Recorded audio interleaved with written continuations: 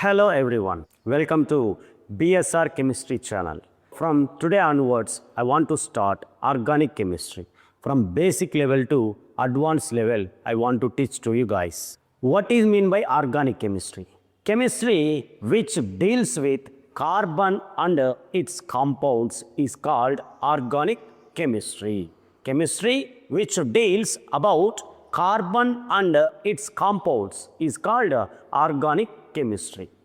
Just imagine there are no medicine in this world, what happened? Just imagine there are no plastic material in this world, what happened? And just imagine there are no fabrics in this world, what happened? To catch my point, guys, these all materials and a number of materials surround us made with carbon and its compounds, guys. Means organic chemistry play a very important role in this nature, in this society, in this human life. So why we should learn organic chemistry neatly and cleanly. From my side, I want to provide from basic level organic chemistry to advanced level organic chemistry. Here, I want to say introduction of organic compounds or organic chemistry.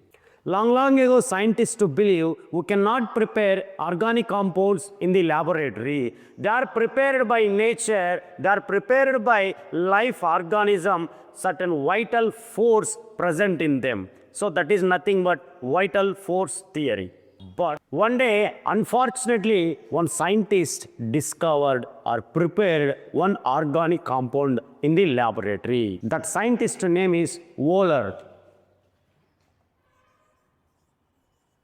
Wohler is a scientist.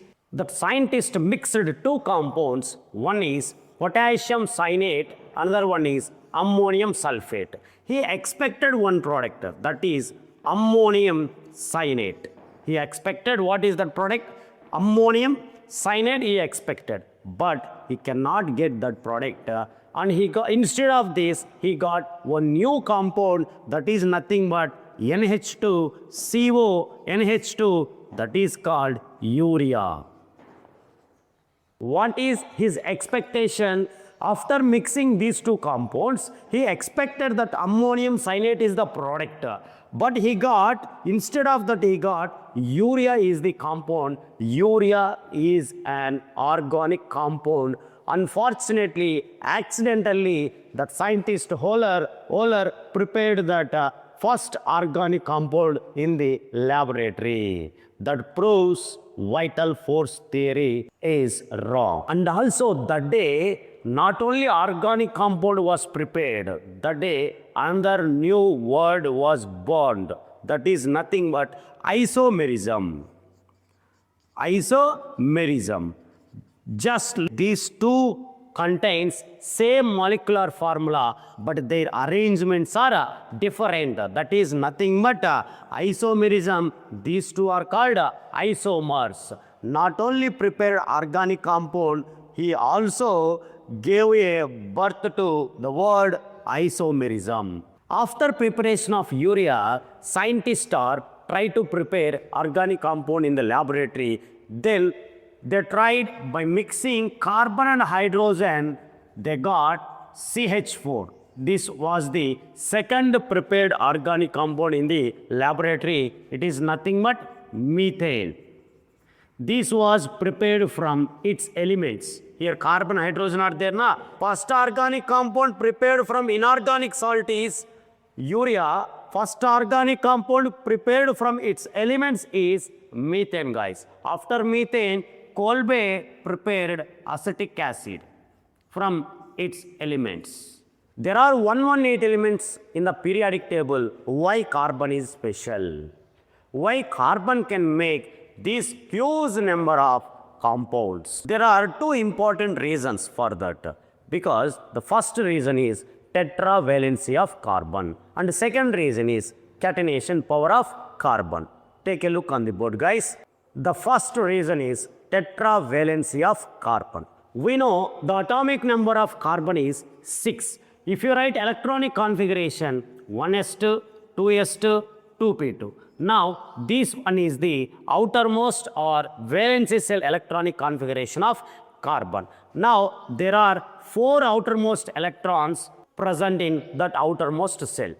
So if it want to become stable, if it gain 4 electrons from someone, it will get 8 electrons in the outermost cell, then it will obey octet rule and it will become more stable. If it loses those 4 electrons and then it will reaches 2 electrons and gets configuration of helium and exists duplet configuration, and it will become more stable. But it is difficult for carbon to lose 4 electrons. Instead of losing or gaining, carbon can share these 4 electrons with others and it can make 4 strong covalent bonds with other elements. That's why carbon can make huge number of compounds in this nature.